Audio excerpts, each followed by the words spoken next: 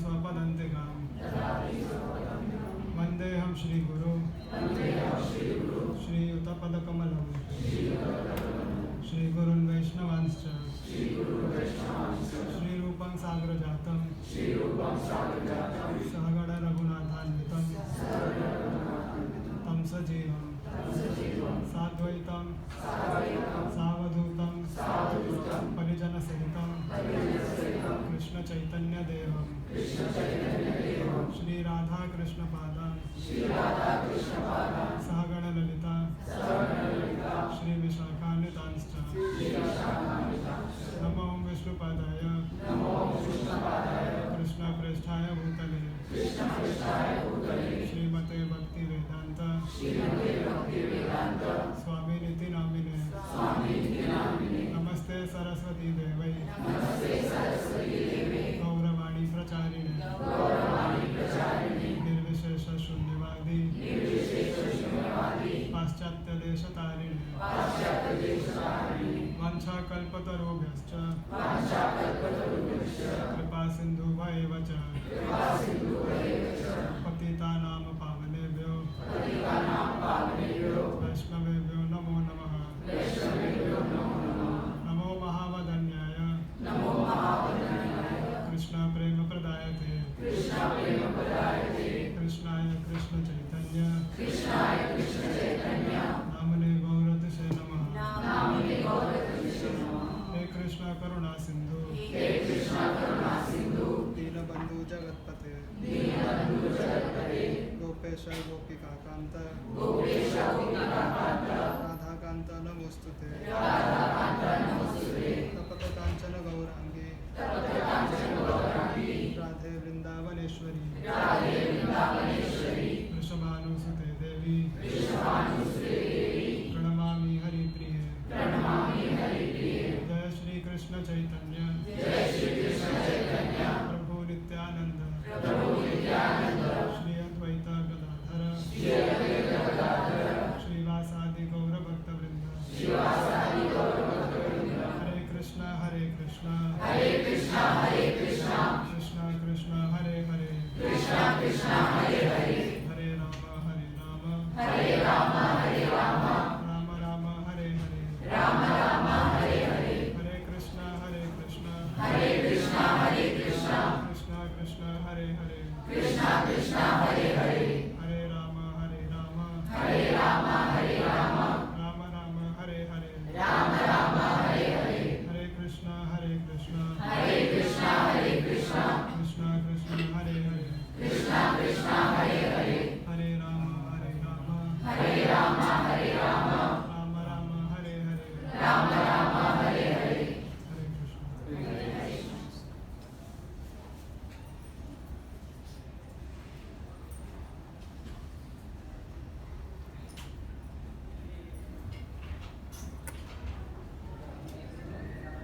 कितने लोग आज फर्स्ट टाइम आए हैं, पहली बार?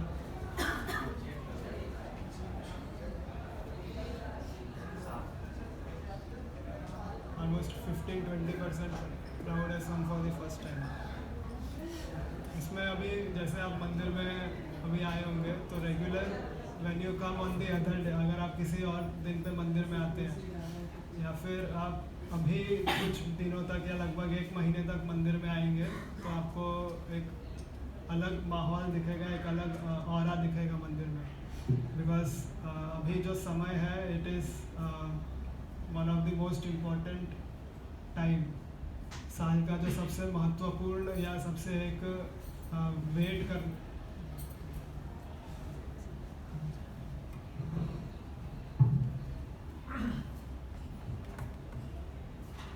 तो वर्ष का जो एक सबसे महत्वपूर्ण समय होता है या जो सबसे महत्वपूर्ण तिथि होती है वैष्णवों के लिए, उनमें से एक बहुत ही important time is about to come which is the celebration of Shri Krishna Janmashtami. तो उसी की तैयारियां मंदिर में आप देख रहे होंगे कि शुरू हो गई है। झूलन यात्रा से आज से झूलन यात्रा प्रारंभ हो रहा है और लगभग 30-31 तारीख तक झूलन यात्रा का आनंद आप सब उठा सकते हैं। सो ये जो समय है अभी आज से लेकर लगभग जन्माष्टमी या उसके बाद प्रभुपाद जी का आविर्भाव दिवस, उसके बाद राधाष्टमी और उसके बाद हमारे कई सारे त्यौहार होते हैं, नवरात्रि है, दिवाली है, it is like the festival season. तो इन त्योहारों को मनाने का सबका एक अपना खुद का तरीका होता है, एक कारण भी होता है। जैसे हम लोग जो ऑफिस जाने वाले लोग हैं उनके लिए खुशी की बात होती है कि छुट्टी एक्स्ट्रा, सैटरडे संडे के अलावा जितनी एक्स्ट्रा छुट्टी मिल जाए, that is the reason we want to celebrate the festival. अगर कोई त्यौहार संडे को आ जाता है या कोई त्यौहार सैटरडे को आ जाता है तो फिर उसमें मज़ा नहीं आता, क्योंकि there is no difference in the festival, but everyone has his own way of celebrating or enjoying the festival। लेकिन जो सबसे सही तरीका है, जैसे अभी श्री जन्माष्टमी हम मनाएंगे नेक्स्ट मंथ, या फिर प्रभुपाद जी का अपीयरेंस डे हम मनाएंगे नेक्स्ट मंथ, तो इन त्योहारों को मनाने का जो सबसे सही तरीका है वो है भक्तों के संग में मनाना, to celebrate it with like minded people. जैसे आप किसी भी चीज़ को अगर सेलिब्रेट करना चाहते हैं तो you wish to celebrate it with your near and dear ones. आप अपने परिवार के लोगों के साथ या अपने सगे संबंधी, अपने मित्र के साथ अगर किसी त्यौहार को या किसी पर्व को मनाते हैं तो उसका एक अलग आनंद होता है। अब यहाँ पर मंदिर में आप देखेंगे कि क्राउड बहुत बढ़ जाएगा कुछ समय तक, and there will be lot of restriction, यहाँ से नहीं जाओ, वहाँ से नहीं जाओ, इधर से ही जाना है। जो हम ऐसे जो रेगुलर लोग हैं जो ऐसे मंदिर में मंडराते रहते हैं, यहाँ वहाँ जहाँ से मन आया वहाँ से घुस गए, जो जहाँ मन आया वहाँ पे बैठ गए, वो सब आपको लगभग 1 महीने तक नहीं करने मिलेगा। So that may be an inconvenience. बहुत सारे लोगों के लिए इसमें एक कन्वीनियंस ये भी होता है, या वो सोचते हैं कि अभी जन्माष्टमी 9 तारीख को है तो 1 हफ्ते पहले ही जाके दर्शन कराते हैं कि भीड़ कम मिलेगा, लाइन में नहीं लगना पड़ेगा। तो उस कारण से भी आप देखेंगे कि मंदिर में अभी भीड़ बढ़ जाएगा, क्योंकि people have they are planning in that way also. बहुत सारे लोग अभी अपना नियम कर लेंगे, आके करके चले गए और फिर ठीक है शांति से अब उस दिन लाइव टेलीकास्ट दे दो। सो सबका अपनी परिस्थिति होती है, सबका अपना तरीका होता है, लेकिन हमें जिस तरीके पे जोर देना चाहिए या जिस तरीके को महत्व देना चाहिए वो शास्त्रों के अनुसार या शास्त्रों में जिस प्रकार से वर्णित है उसे हमें महत्व देना चाहिए। तो त्यौहार जिस दिन पर है, जिस तिथि में है, उस तिथि में अगर आप उसे मनाएंगे तो it is better rather than आप अपनी सहूलियत के हिसाब से उसको वीकेंड पे शिफ्ट कर दें या 1 हफ्ते पहले आके अपना कार्यक्रम करके चले जाए। दैट इज़ ओके कि आपने अपने कंफर्ट के हिसाब से किया, but that is not recommended. उसको हम बढ़ावा नहीं दे सकते, लेकिन ठीक है मे बी ऐसा करते हुए आप कुछ समय के बाद उसके महत्व को समझ के त्यौहार के दिन आके उस त्यौहार को मनाएंगे। तो हर मनुष्य का या हर जीव का अपने मानसिक स्थिति के अनुसार कार्य करने की इच्छा होती है, और कई बार इसमें ये भी होता है कि हमारा कुछ प्री कंसीव नोशन होता है, हम चीज़ों को अपने अनुसार अंदाज़ा लगा के करने की कोशिश करते हैं।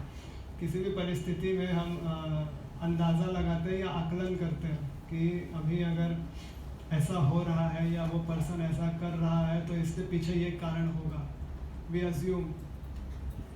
तो ये जो असम्पशन लेने वाली चीज़ें हैं कई बार वी शुड अवॉइड, क्योंकि अगर आप भगवत गीता में जैसा कि हमने प्रथम के 3 अध्यायों का डिस्कशन कंप्लीट कर लिया है, today we will try to start the 4th chapter. तो जो फर्स्ट 3 चैप्टर्स में हमने डिस्कशन किया उसमें एक अर्जुन का एक तर्क ये था कि ही वॉज अज्यूमिंग थिंग्स। पहले अध्याय में अर्जुन ने कुछ चीज़ें अपने मन से अज्यूम की कि अगर मैंने युद्ध किया तो इतने लोग मारे जाएंगे, या मैंने अगर युद्ध किया तो इतने लोगों का घर बर्बाद होगा, बड़ों की डेथ होगी, मेरे सगे संबंधी की मृत्यु होगी, या कुछ भी, मतलब जो चीज़ें हमने डिस्कस की है। तो ये अर्जुन अपने मन में अज्यूम करके ही वॉज थिंकिंग कि ठीक है अब युद्ध करने की ज़रूरत नहीं है क्योंकि ऐसा ऐसा होगा। बट कई बार हमारा जो असम्पशन होता है या हमारी जो अपनी विचारधारा होती है, it is keeping are self in the centre. हम अपने आप को मध्य में रख के किसी भी चीज़ को समझने की या किसी भी परिस्थिति को पूरा करने की कोशिश करते हैं, लेकिन हर बार हमें अपने आप को मध्य में रख के कार्य नहीं करना चाहिए।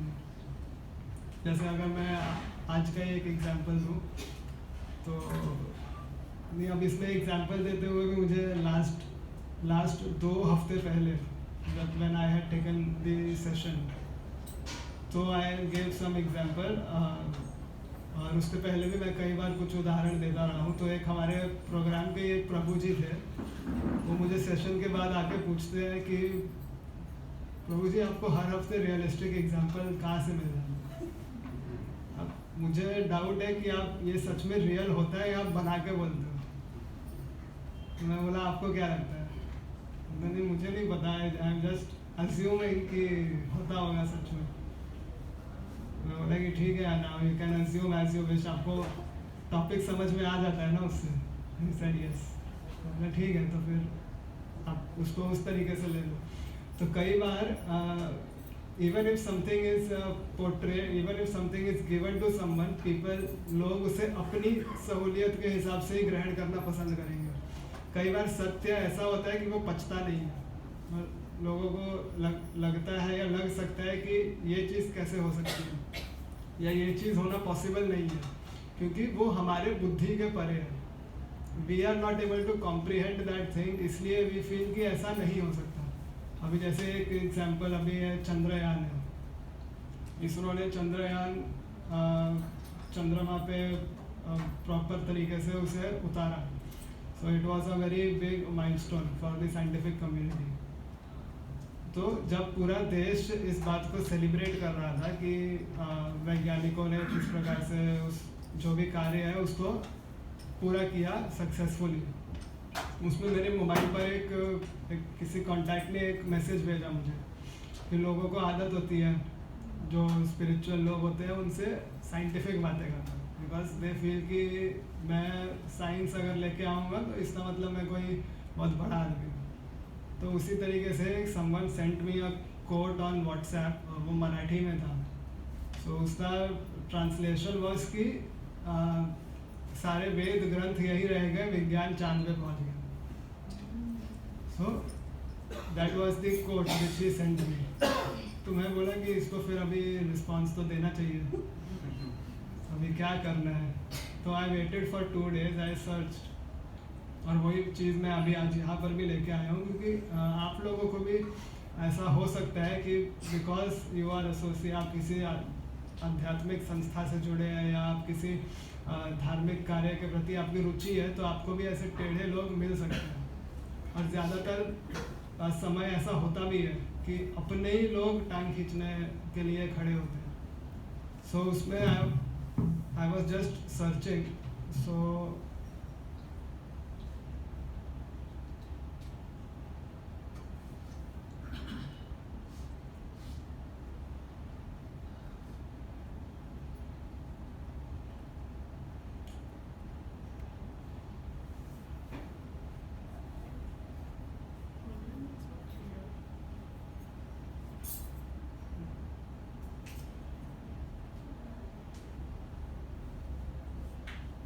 ये वीडियो मुझे मिला यूट्यूब पे।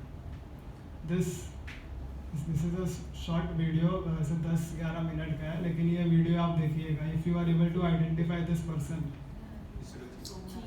ये इसरो के चेयरमैन है and he is giving a lecture at a convocation of a university. तो आपको ये यूट्यूब पे मिल जाएगा। आप आज में thank you for inviting to this great university to see the power of Sanskrit. Sanskrit is one of the oldest languages in the world, with a rich repertoire of knowledge, the domain of poetry, logic, grammar, philosophy, aesthetics, science, technology, mathematics, and other allied subjects. And contributions in the area of all this which I mentioned has made extensive imprints in the minds of all those who have gone through this and realized the Indian scholars who have made it so popular that it survives even today. Maharshi Panini Sanskrit Evam Vedic Vishwavidyalaya was established precisely for the promotion of the Sanskrit language in 2008 by the government of Madhya Pradesh. Though the motto of the university is to promotion and proliferation of the Sanskrit language and literature, and it is take appropriate measures to promote interdisciplinary studies, innovative research at this university. India surely so it enjoys a place and pride in the cradle of the abiding world of cultures and civilizations. Its ancient literature, mostly rendered in Sanskrit, is extremely rich in its original philosophical tone. It's equally opulent in scientific inquiry. Today, your Honorable Vice Chancellor has just declared Sanskrit as a language for science. To be precise, ancient India as a knowledge society in the area of various aspects, which includes intellectual pursuit in the areas of mathematics, medicine, metaphysics, astronomy, and the Sanskrit Shastric literature has been very copious repository of scientific and technological studies since the Vedic times. A notable feature of the scientific chamber of these days was integration of the spiritual and the cultural aspect of life. So there were no separation between culture, spiritual studies, as well as scientific studies.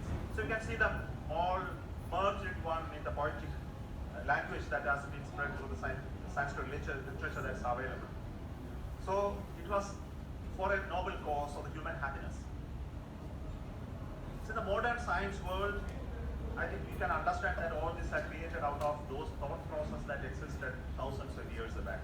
If you look through the journey of our Indian culture, you can see that imprints of the contribution of scientists of those times that was expressed in the language of Sanskrit through ages.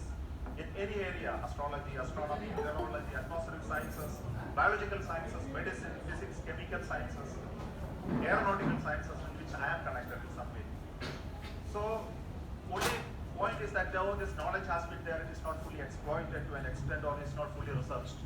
And I am very sure that the action that you are taking today to invite people like me to talk about science and Sanskrit will help you to take the next step in showing that this language can easily be used for conveying scientific thought and the process of science in that beautiful language. I think that's the next step that we need to take.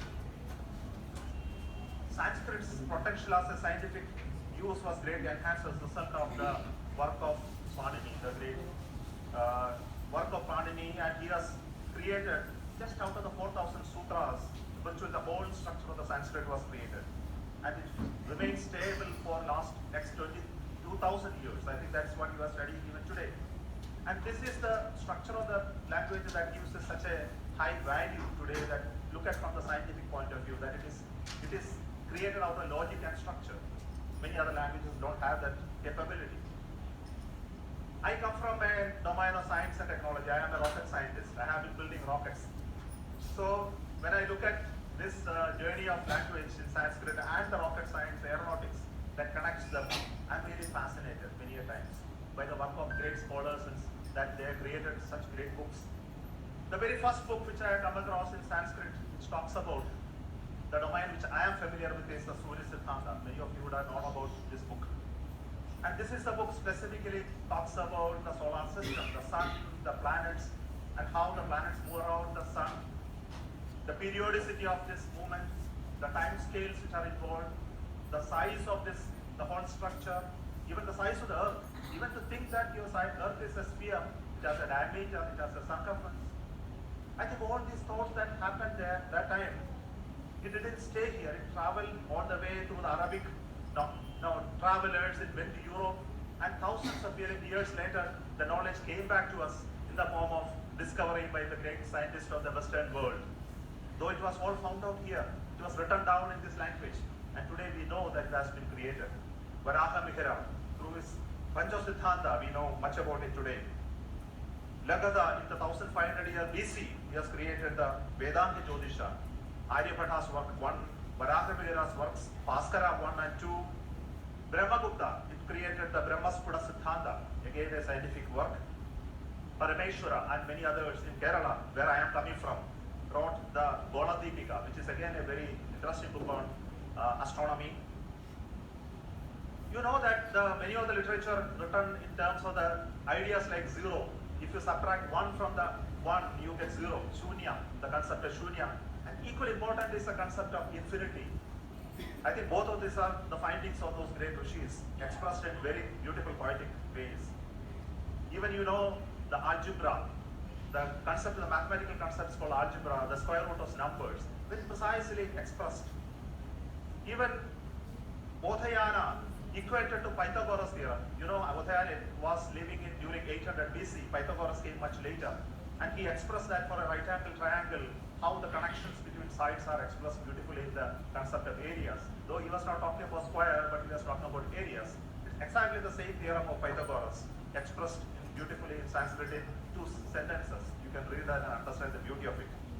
Many other concepts like the concept of Vimana, architecture, the construction technologies, the concept of time, which is beautifully expressed in many literature, the structure of the universe, that how it evolves and grows bigger and bigger with the time, metallurgy and manufacturing, chemical technologies, medicines, treatment, languages, the structure of the grammar, shastras like Nyaya, law, Sangeet, Tala, spirituality, philosophy, yoga, temple, astrology, and all of this were expressed beautifully in the language of Sanskrit.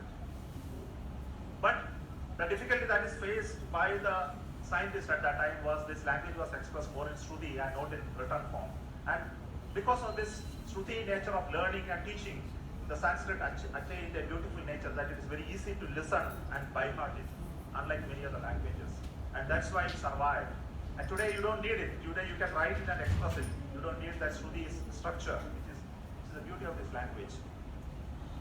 It's a rule-based, formula-based, and logical syntax. For people like us who are engineers, scientists, like it very much. Any language which is rule-based, syntax-based, is something that suits to computer languages. And you know, computer people who are especially working with artificial intelligence, machine learning, they like Sanskrit. And there's a lot of research being done how Sanskrit can be used for bringing it to computation, natural language processing. And I want to tell you, people who are taking Sanskrit as a profession, as a living, you must look at it how this can now work in the domain of technology. And it is not the old literature and science that we must propagate. It is more importantly how we can use Sanskrit, the language, for conveying the messages of modern technology and science. Then only it will survive. It must become the language of the spoken and the language of the top people who will be able to communicate in this language. I understand the Maharishi Pandey University is one of the leading universities with a lot of enthusiasm today. I think the transformation has really happened. A lot of departments, now new departments are coming into the university, the graduation, post-graduation has come in, and diploma and certificate courses are there in this university in literature and various other domains. The university is not only teaching the traditional courses, it is also offering courses in yoga, Nyaya Shastra, Advaita Vedanta. Education department is really strong here. I could see many young people who are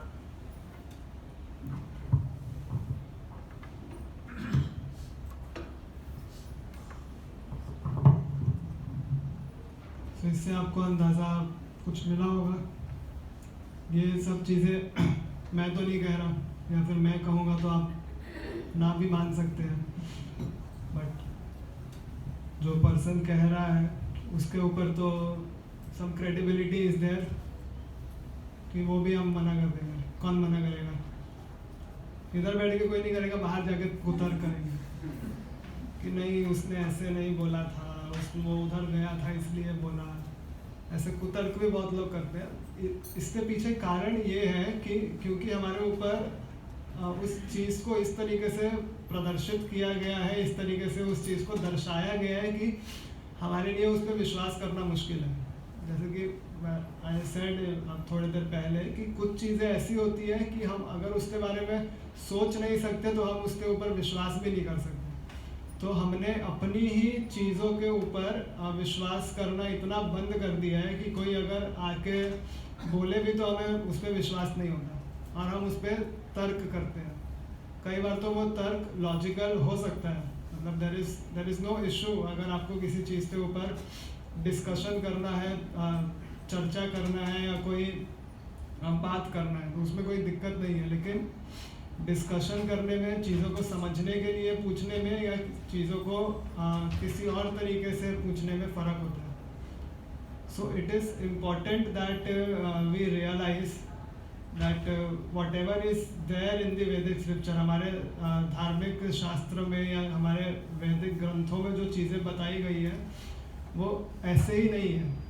कई बार ऐसे लग सकता है कि वो उसका कोई application नहीं है क्योंकि हमने उसको अप्लाई करने की कभी कोशिश ही नहीं की, हमारे पास उतना समय ही नहीं है, या हमें लगता है कि इस चीज़ को अप्लाई करके हम पैसे नहीं कमा सकते, इसलिए इसको अप्लाई करने की ज़रूरत ही क्या है.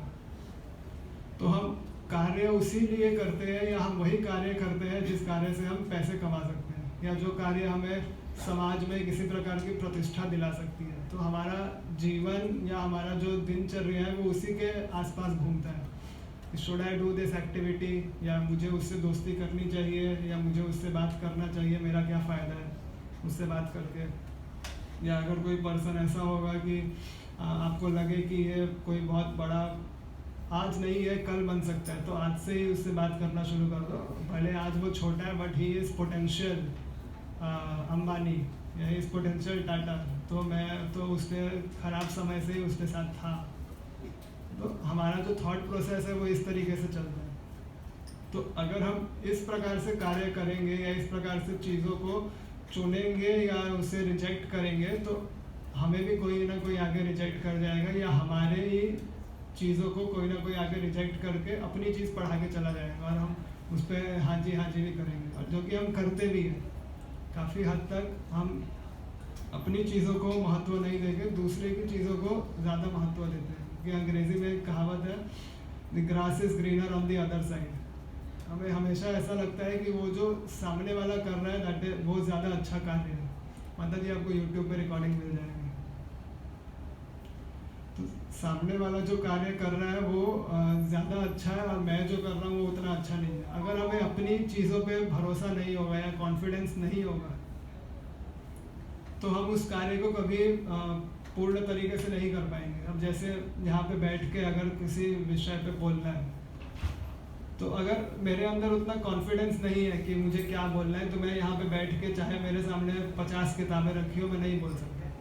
If I am not confident on my knowledge, या फिर if I am not confident about the thing which I am going to present, मैं जिस विषय पे बोलने वाला हूँ या मुझे जो ज्ञान है, अगर मुझे उस पर विश्वास नहीं है तो मैं नहीं बोल पाऊँगा यहाँ पे.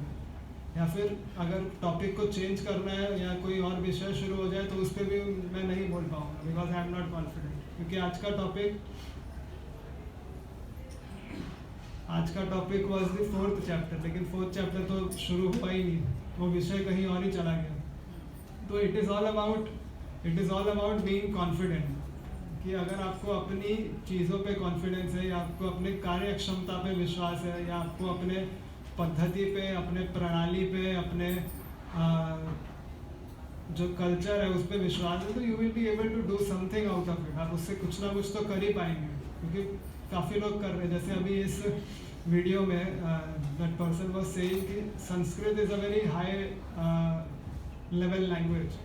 अब आपने कभी इस चीज़ पे गौर किया है कि नहीं, आई डोंट नो, कि संस्कृत में एक्सेंट नहीं होता जैसे इंग्लिश होता है. इंग्लिश में कोई यूके वाला अगर बोल रहा है तो अलग बोलेगा, हम भारत के लोग बोलते हैं तो उसको थोड़ा अलग बोलते हैं.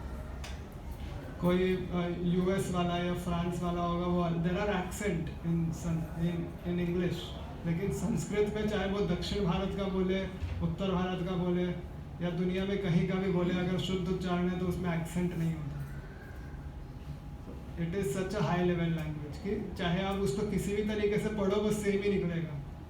जैसे नाइट, इंग्लिश में कई सारे शब्द ऐसे होते हैं जिसको 4 तरीके से पढ़ा जा सकता है और उनके 4 मतलब भी निकल सकता है. संस्कृत के हर शब्द बहुत सटीक तरीके से डिफाइंड होते हैं. उसको अगर किसी परिप्रेक्ष्य में उसका इस्तेमाल हुआ है तो उसका एक ही अर्थ होगा, उसका दूसरा अर्थ नहीं निकल सकता. तो ये सब चीज़ें समझने के लिए आवश्यकता ये है कि हम उस चीज़ को थोड़ा समय दें, या उस चीज़ में थोड़ी रुचि रखें. अगर हम रुचि नहीं रखेंगे या हम उसमें समय नहीं देंगे, तो फिर हम दूसरों को देखकर ही ताली बजाएंगे, हमारे लिए कोई ताली नहीं बजाएंगे. तो अगर हम अपनी चीज़ों को महत्व देंगे तो हम बहुत आगे तक जा सकते हैं. सो ये जस्ट एक अभी अगर हम इस भगवत गीता ग्रंथ को भी अगर देखें, जिसका हम लगभग पिछले 8-9 महीने से डिस्कशन कर रहे हैं, तो स्टार्टिंग के 3 अध्यायों में ही हमने कितनी सारी चीज़ें पढ़ी हैं। स्टार्टिंग के 3 अध्यायों में ही कितने ऐसे कॉन्सेप्ट्स हैं या कितने ऐसे चीज़ें हैं जो हम अपने रोज़मर्रा के जीवन में फेस करते हैं, वो चीज़ें इनमें हमने डिस्कस की हैं।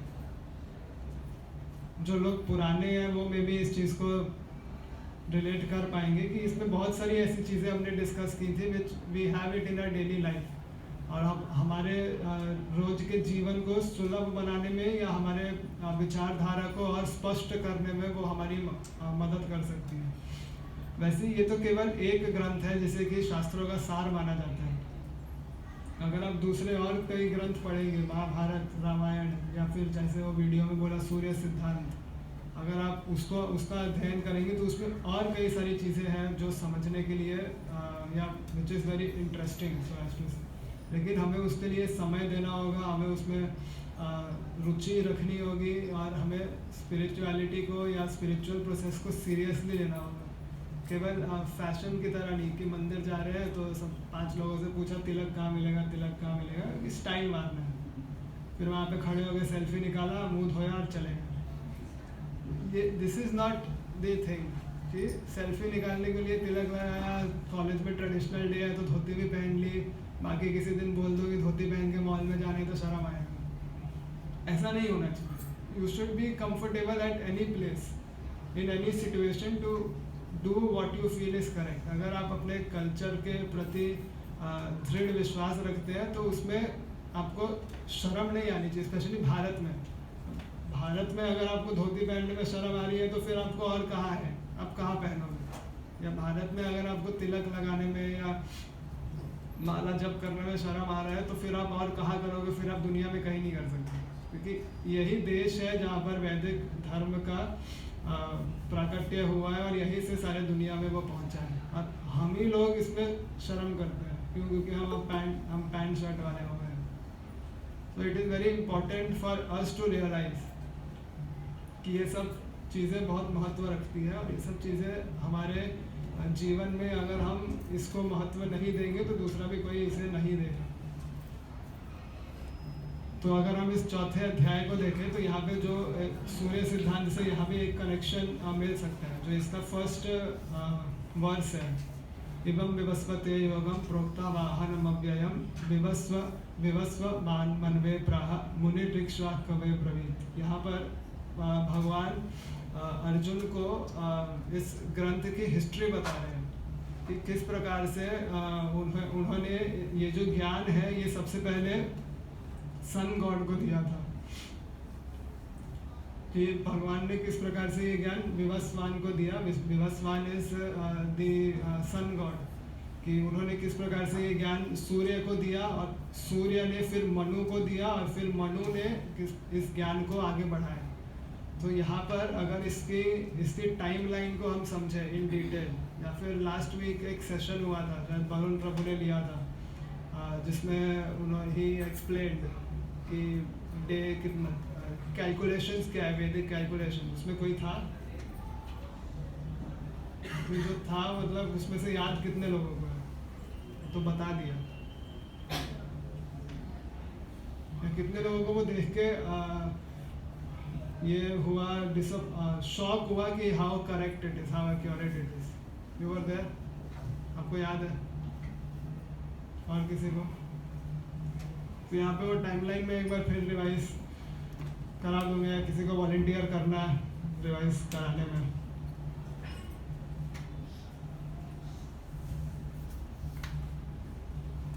You want to volunteer? आप बोलो, मैं लिखता हूँ। ठीक है, चलो। सो बेसिकली इस श्लोक में प्रभुपाद जी ने भी अपने जो पर्पट है उसमें इसका पूरा कैलकुलेशन दिया है, लेकिन उस कैलकुलेशन को सिंप्लीफाई करने के लिए यहाँ पे इस पैराग्राफ में प्रभुपाद जी ने कैलकुलेशन दिया है, लेकिन वो पैराग्राफ फॉर्म में है। तो उसको अगर सिंप्लीफाई करना है टेबल फॉर्म में या फ्लो चार्ट की तरह, तो that we can do.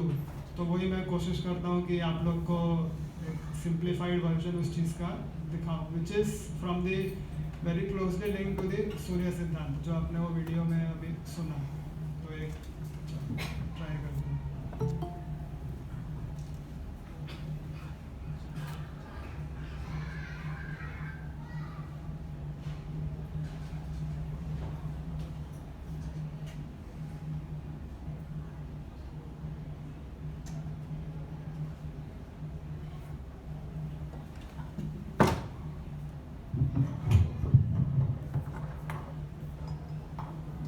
Same discussion चैतन्य चरितामृत में भी आता है।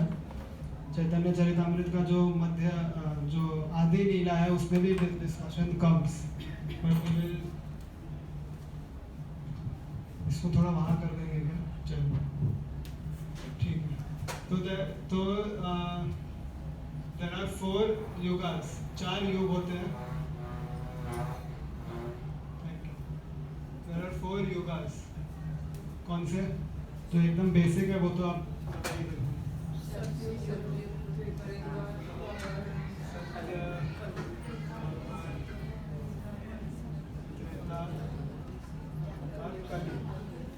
ये 4 युग होते हैं।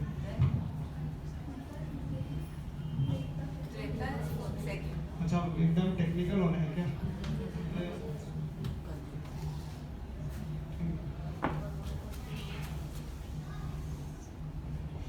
सत्य, त्रेता, द्वापर और कलयुग। ठीक है। सो ये जो 4 युग होते हैं, इन 4 युगों को एक साइकिल को एक दिव्य युग कहा जाता है।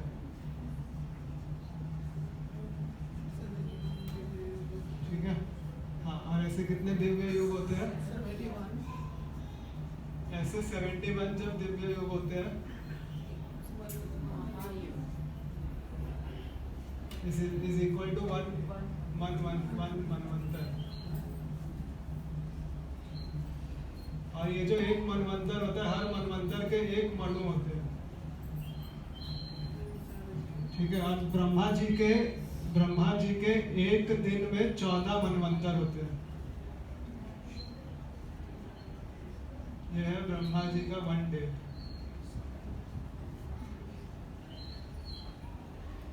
ठीक है। ऐसे 14 मनवंतर ब्रह्मा जी का एक दिन होता है। और ऐसे ब्रह्मा जी के 100 वर्ष की आयु है। और 14 मनवंतर में मतलब ब्रह्मा जी के एक दिन में 14 मनु होते हैं। ठीक है। ये 14 मनु जो होते हैं 1, 2 से लेकर 14 तक, इसमें अभी जो युग चल रहा है वो 7वें मनु का है, 7th, that is Vaivasvata Manu.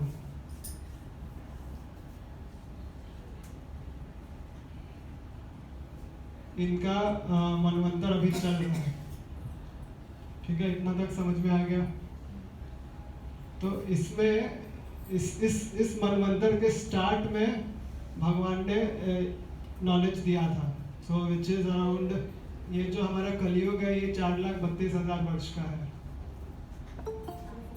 ये उसका डबल, इसका डबल ये, और इसका डबल ये।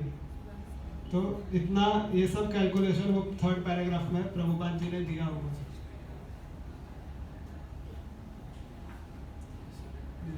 यहाँ पे कलयुग 4,32,000 का है, उसका डबल इज द्वापर, उसका डबल इज त्रेता, और उसका डबल इज सत्य। तो सब एक दूसरे के डबल है। That calculation is given in this paragraph. तो वैसे हम जब अभी 7th मनवंतर में 7th मनु के समय में वी आर लिविंग, उस मनु के दिव्य युग का ये टाइम पीरियड अभी चल रहा है। तो इसमें अगर इसको और डिटेल में समझना है तो ये जितने 14 मनु हैं इन सबका नाम शास्त्रों में दिया हुआ है। बट वो फर्स्ट वाले का नाम मुझे अभी याद है, स्वयंभुव मनु।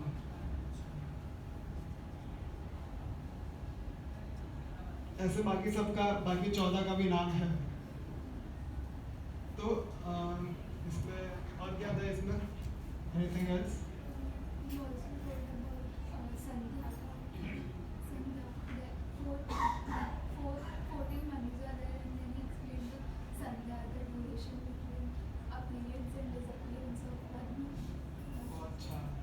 वो बहुत ज़्यादा डिटेल हो जाएगा।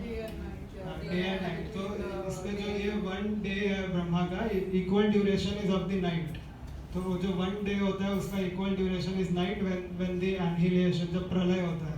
तो जितने समय तक प्रकट सृष्टि होती है उतने समय तक के लिए अप्रकट सृष्टि भी होती है।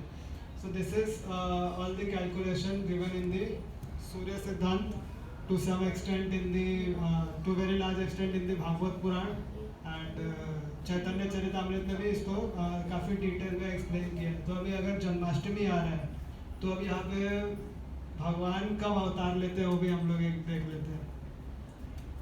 सो जब ये 71 दिव्य युग जो होते हैं, ये जो 71 दिव्य युग होता है इसमें 1 से लेके 71 तक, इसमें जो 28th दिव्य युग होता है, 28th दिव्य युग के द्वापर में ही आते हैं ना भगवान, 28th दिव्य युग के द्वापर के एंड में कृष्ण अपीयर्स। तो जो अभी हमारे से 5000 साल पहले ही हुआ है। सो अभी हमारा 28th दिव्य युग चालू है ऑफ दिस मंथ। सो 71 में से 28 तक पहुंचे, अभी उतना लाइफ टाइम और बचा हुआ है। So this is the time when lord Krishna appears, और इसी में there is description of also appearance of Chaitanya Mahaprabhu.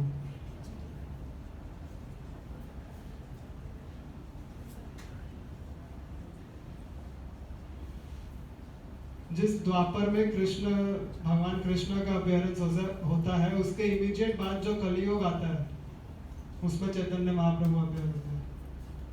So that is how it is described in the shastras and all. ये सब कैलकुलेशन अगर आप इन डिटेल करेंगे, कैलकुलेटर लेके बैठेंगे, तो वो बहुत सटीक तरीके से हमारा जो इंग्लिश कैलकुलेशन है उससे मैच करेगा।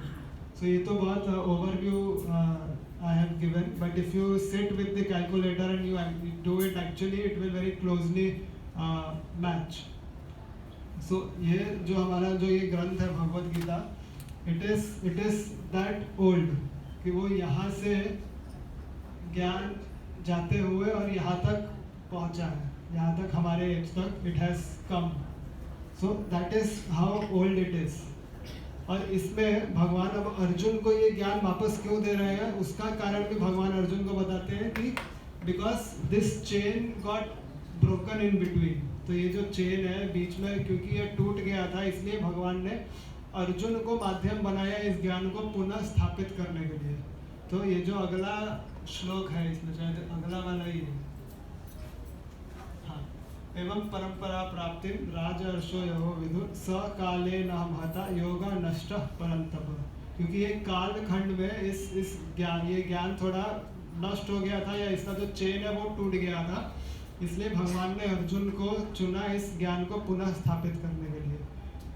तो यहाँ पे एक शब्द और है जो बहुत महत्वपूर्ण है, वो है एवं परंपरा प्राप्ति। इस चीज़ के ऊपर हमने पहले भी चर्चा किया है कि इस शब्द का क्या मतलब होता है। Parampara generally refers to the disciplic succession, जो हमारा गुरु परंपरा है उसको अंकित करता है।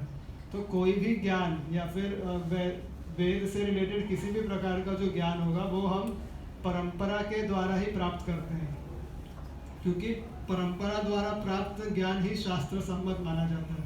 और उसका एक उदाहरण यहाँ पर भी आता है, यहाँ से भी वो प्रमाणित होता है कि भगवान स्वयं इस बात को बता रहे हैं कि this knowledge came in the form of parampara, in the form of a succession.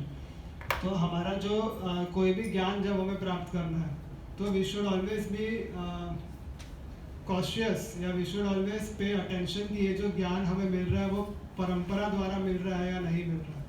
तो अगर इसको शॉर्ट में बताऊं तो हम ये जो ग्रंथ है भगवत गीता का, इसके प्रीफेस में प्रभुपाद जी गुरु परंपरा का रेफरेंस देते हैं।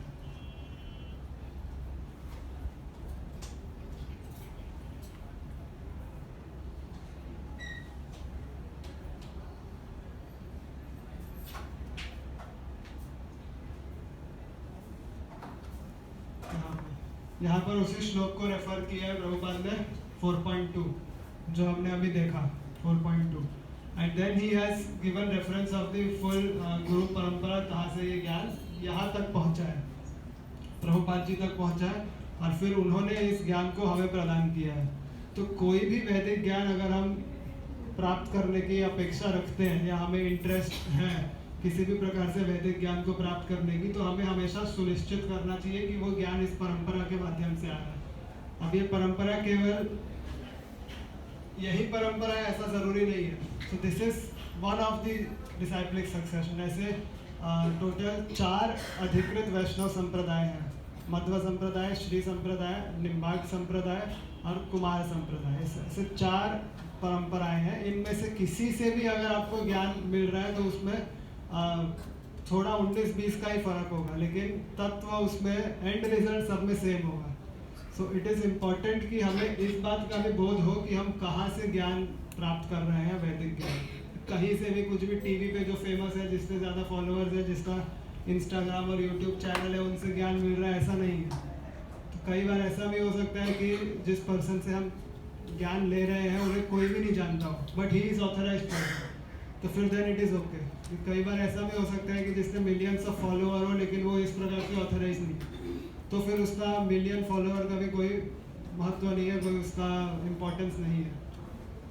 तो ऐसी कुछ चीज़ें हैं जो हमें, जब हम शास्त्र को पढ़ेंगे, उसको टाइम देंगे, तो ही हम उसे समझ सकते हैं सही तरीके से। नहीं तो हमें कॉम्प्रोमाइज़ करने के लिए हमें धोखा होने के लिए तैयार रहना चाहिए, बिकॉज देयर में भी लॉट ऑफ टाइम या ऐसा बहुत समय हो सकता है कि हमें कोई कुछ भी पकड़ा के चला जाए और हमें पता ही नहीं चले और हम उसी को सही समझ के और दूसरों को बाँचते रहते हैं कि हाँ मुझे ऐसा पता चला है, उसने बोला है तो ऐसा सही होगा, बिकॉज उसके इतने फॉलोअर्स हैं, या वो यूट्यूब पे आता है, या वो कोई टीवी चैनल पे आता है, या उसको कोई एक्स पर्सन फॉलो करता है। सो हमें अपना रिसर्च खुद भी करने की कोशिश करनी चाहिए, थोड़ा मेहनत खुद से भी करना चाहिए।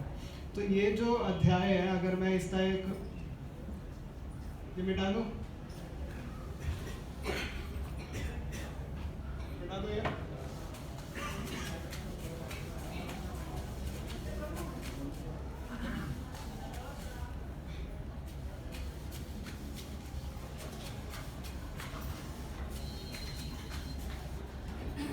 अभी ये जो चौथा अध्याय है इसमें लगभग 43 वर्स है।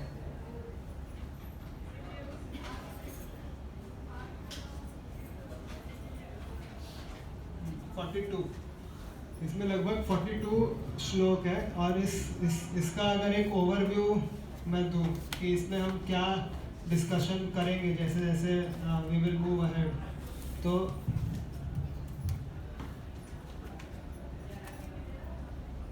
जो इसमें 4th चैप्टर में जो 42 वर्सेस है उसमें 4.1 से लेकर 4.10 तक भगवान ने ट्रांसेंडेंटल नॉलेज का डिस्कशन किया।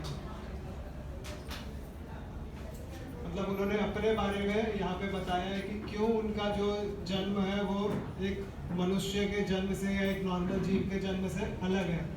तो इसमें हम बहुत सारे ऐसे श्लोक आएंगे जो बहुत महत्वपूर्ण है, विच वी शुड, जो हमें बताएंगे कि जो भगवान का जन्म है या भगवान जिस प्रकार से कार्य करते हैं, those are not ordinary activities. क्योंकि हमारे लिए एक चीज़ वो भी है कि हमें लगता है कि ये गाय के पीछे भाग रहे हैं तो ये क्या है।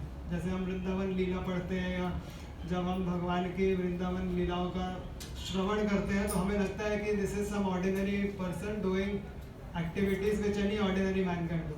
तो उसी चीज़ को भगवान ने यहाँ पर क्लियर करने की कोशिश की है कि मैं जो भी कर रहा हूँ दैट इज़ नॉट ऑर्डिनरी। तो वो that discussion we will do. उसके बाद 11 से लेकर 15 तक it is application of this knowledge. तो जब हमें पता चल जाएगा कि वो ऑर्डिनरी एक्टिविटी नहीं है तो उसका एप्लीकेशन हम किस प्रकार से करेंगे, by not copying, by not imitating. तो उसका एप्लीकेशन इस जगह पर है। उसके बाद 4.16 से लेकर 24 तक it is again discussion on कर्म योगा। थ्रू ज्ञान योग और कर्म योग के बीच में जो लिंक है उसका डिस्कशन यहाँ पे आता है। उसके बाद 4.25 से लेकर 4.33 तक it is connected in the form of sacrifice या फिर यज्ञ, कि हम अपने कर्म को करते हुए किस प्रकार से यज्ञ करते हैं। सैक्रिफाइस का डिस्कशन हमने पहले भी किया है सेकंड चैप्टर में, थर्ड चैप्टर में। उसके बाद 4.34 से लेके 4.42 तक it is conclusion, it is summary of all this whatever we study.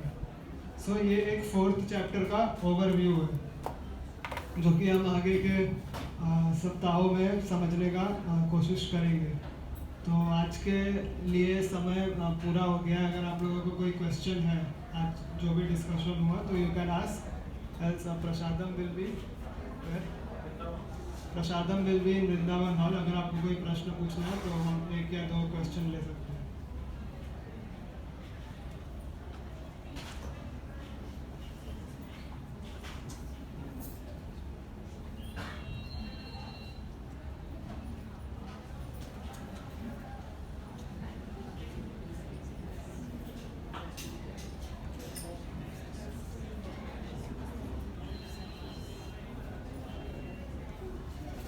नींद कितने लोगों को आ रहा था सेशन के बीच में?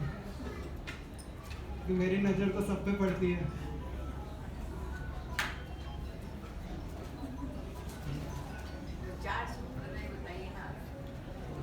4 ब्रह्म संप्रदाय को समझ में आया, निम्बकाचार्य। हाँ, बाकी तीन है ब्रह्म संप्रदाय है, जिसके प्रमुख आचार्य हुए मध्वाचार्य। दूसरा है श्री संप्रदाय जिसके प्रमुख आचार्य हुए रामानुजाचार्य। फिर एक है कुमार संप्रदाय जिसमें हुए 4 कुमार थे, सनक, सनंदन, सनातन और सनत कुमार, वो एक उनका संप्रदाय है। और एक निम्बार्क संप्रदाय जो निम्बार्काचार्य से, ऐसे 4, और ये 4 संप्रदाय के आचार्य हैं। राजस्थान में एक महाराज जी संत जी, वो निम्बाकाचार्य, इसलिए मैं उसमें बात को। और कोई? वृंदावन यात्रा हमारा अगले महीने अक्टूबर में जाने वाला है, जिसके रजिस्ट्रेशंस आर ओपन। तो अगर आप लोग उसमें भाग लेना चाहते हैं, हमारे साथ जुड़ना चाहते हैं तो आप जुड़ सकते हैं। ये एक हमारे तरफ से केवल एक सुविधा है जो आप लोगों के लिए हमने उपलब्ध कराने का प्रयत्न किया है। लेकिन वृंदावन जाना इतना सुलभ नहीं है, क्योंकि वृंदावन वही जा सकता है जिसके ऊपर श्री जी की कृपा हो। नहीं तो बहुत सारे लोग उस चीज़ का विचार करते हैं, हम बताएंगे प्रभु जी, हम बताएंगे, लेकिन वो कभी बता नहीं पाते, क्योंकि it is not that easy. आपने पैसे दिए और आप पहुंच गए, ट्रेन का टिकट निकालो और पहुंच गए, ऐसा नहीं होता। बहुत लोगों का कंफर्म बुकिंग भी कैंसिल होता है। सो अगर आप लोगों को लगता है कि आप लोग जाना चाहते हैं तो इस सुविधा का आप लोग उपयोग कर सकते हैं, लेकिन हमें अपने मन में यह भी विश्वास होना चाहिए कि केवल भगवान की या गुरु की कृपा से ही हम वृंदावन धाम में प्रवेश कर पाएंगे। तो ये सुविधा का आप लाभ लीजिए। अगर आपको वृंदावन के लिए रजिस्टर करना है तो आप कर सकते हैं, क्योंकि अब बहुत 1 महीने का ही समय रह गया है और हमें ट्रेन का टिकट या बुकिंग जो भी है वो सब भी कंफर्म करना होता है। तो आप लोग हमें अपना इंटरेस्ट जल्द से जल्द बता दीजिएगा। दूसरा, जो जन्माष्टमी का सेलिब्रेशन जिसकी तैयारी आप यहाँ पर देख रहे हैं, बहुत ही उल्लास से टेंपल मैनेजमेंट कर रहा है। तो उस जन्माष्टमी में या प्रभुपाद जी के अपीयरेंस डे में भी कई प्रकार की सेवाएं होती है। अगर आप लोगों को कोई रुचि है किसी भी सेवा में भाग लेने का या कोई सेवा में अपना योगदान देने का, तो वो उसके लिए भी आप हमसे संपर्क कर सकते हैं। तो हम आपको बता देंगे कि आप किस प्रकार से you can give your service for the sevas which are there. बहुत सुंदर प्रकार से भगवान का कलश अभिषेक होता है, प्रभुपाद जी का कलश अभिषेक होता है। जिसकी बहुत ही एक दुर्लभ सेवा है वो भी भगवान की, कि आप प्रभुपाद जी का या श्री कृष्ण का कलश अभिषेक स्वयं करें। तो अगर आप लोगों को उसमें रुचि होगी तो you can connect with us and we will let you know what the सेवा फॉर दैट इज। और अगर किसी को कोई question anything.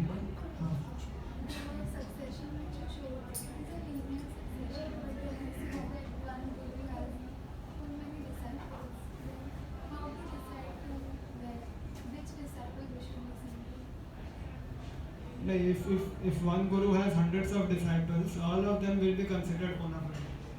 You can listen to all but उसमें से आप चूज उस प्रकार से करो कि आप कनेक्ट किससे हो पा रहे हो।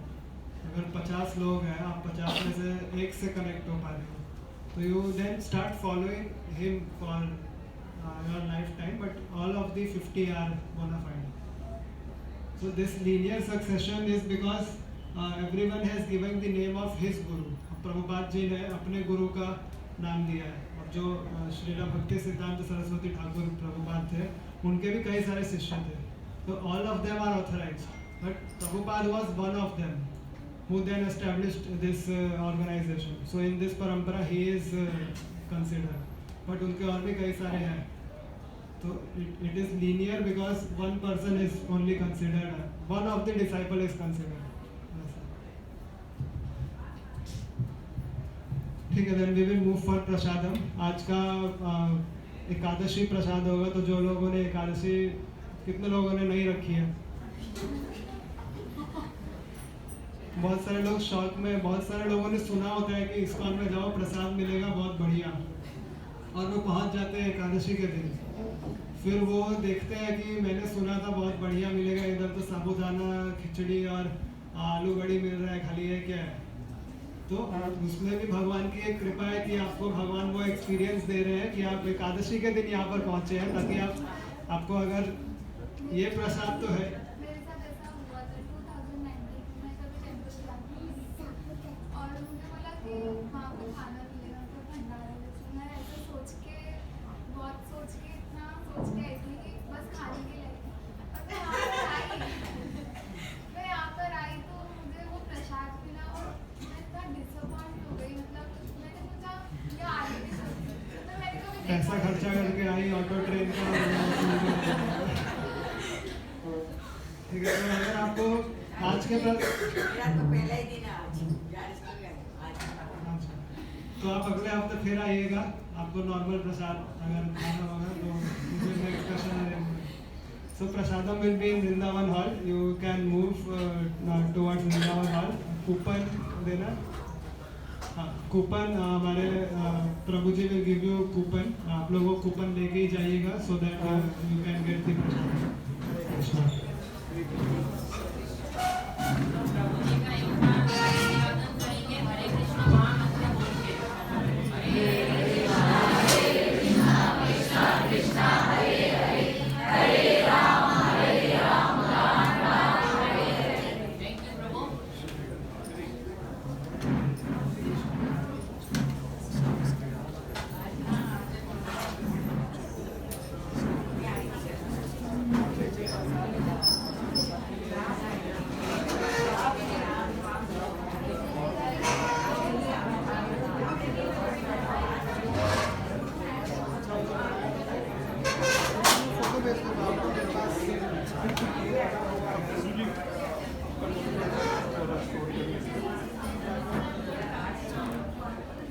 नंबर आपको कार्ड पे मिल जाएगा।